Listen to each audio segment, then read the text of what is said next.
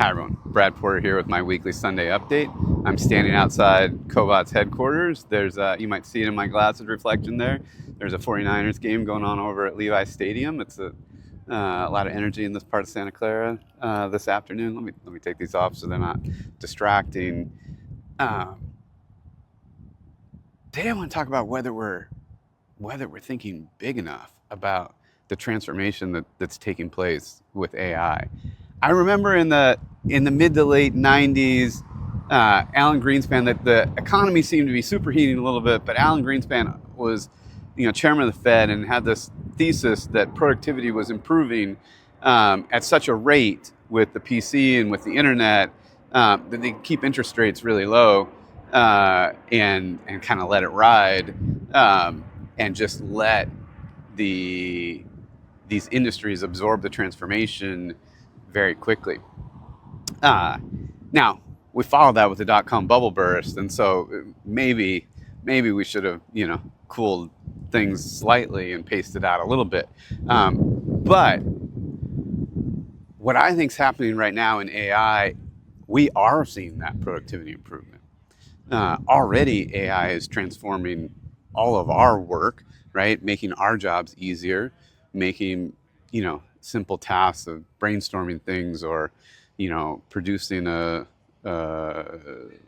board memo or a document or, an analysis. AI is making all of that easier. And, as Jensen talks about, we're going to see this progression, right? From, cognitive AI, and then I think coding, right?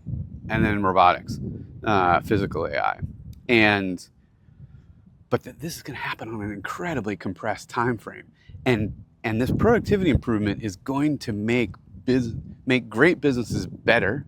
It's going to make businesses that are right on the edge profitable, right? And it's going to enable new businesses that we haven't thought of, that we haven't seen. And so I'm super excited that the Fed lowered interest rates this week.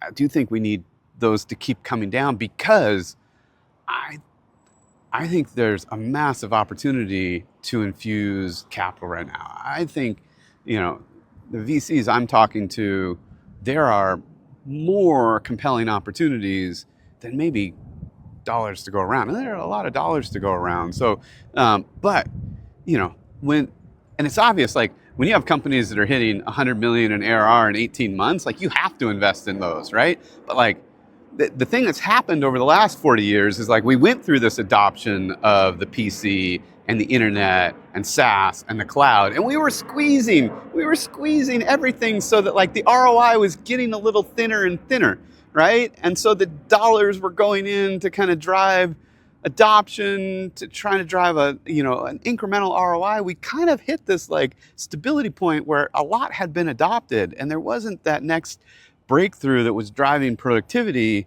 in the same way. And so we kind of had this like weird position where like during the ZERP days where there was a lot of money available, but not as many opportunities to really, squeeze more ROI and productivity out. Now we're in the spot where it's like capital's more constrained and yet the opportunities have never been bigger, right? And we are seeing transformation of work and productivity improvements everywhere. And it's only going to continue as AI gets better and as robotics become available. We're only going to see more and more productivity improvement. And those productivity improvements are going to drive ROI, which is going to drive free cash flow. That free cash flow is going to drive enterprises in this flywheel to want to invest more to accelerate even further. And so the result is, look, I think there are great opportunities right now that probably aren't getting invested in. Just because, venture dollars have, so many opportunities right now. And so I think it's an incredibly bullish time. I look at companies like NVIDIA and Corning, which are like putting a lot of the infrastructure behind this future growth. And I think there's a lot of opportunity for their stock and value to continue to grow, right? I'm not giving investment advice. I am long in both those companies, but my point is like, we haven't really even started on what AI is going to enable. And so if you're in that cognitive space, vertical AI, there's a lot of tweets and LinkedIn comments this week about how hard that space is right now because it's just everyone's fighting. It's all going to be about who wins in distribution. I agree with that. Then I think the coding AI companies are that's we talk about 996. Those companies have to be running super hard, are running super hard. The same in robotics, right? I think robotics, physical AI is a little further behind, and then physical transformation, building takes a little bit longer. But I mean, we're not talking 20 years, right? We're talking 1, 2, 3, 4 years, right?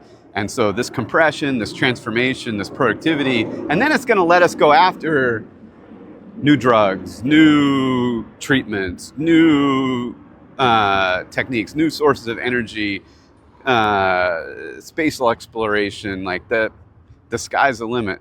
So in this context, though, it feels crazy to me that we're putting headwinds in front of attracting the best and brightest from around the world, because we need investment dollars, and we need entrepreneurs, and we need engineers, and we need smart, savvy business leaders and executives and program managers and recruiters and everyone to go capitalize on this opportunity. And so if we leave, maybe it's better for the whole world if those amazing talent and entrepreneurs stay in their country and raise everyone up. But if we want to think about America and what's great for America, I think it's great for America to bring great talent in. And so hopefully, we'll see some adjustments or flexibility or different thoughts on how we approach the H-1B question that popped up this weekend. But I can't be more bullish. I think we need more talent. I think we need more investment dollars. I think we need more founders, more entrepreneurs, because we're just at the beginning of what's going to be a massive productivity improvement throughout society. All right. Thanks, everyone. Have a good one.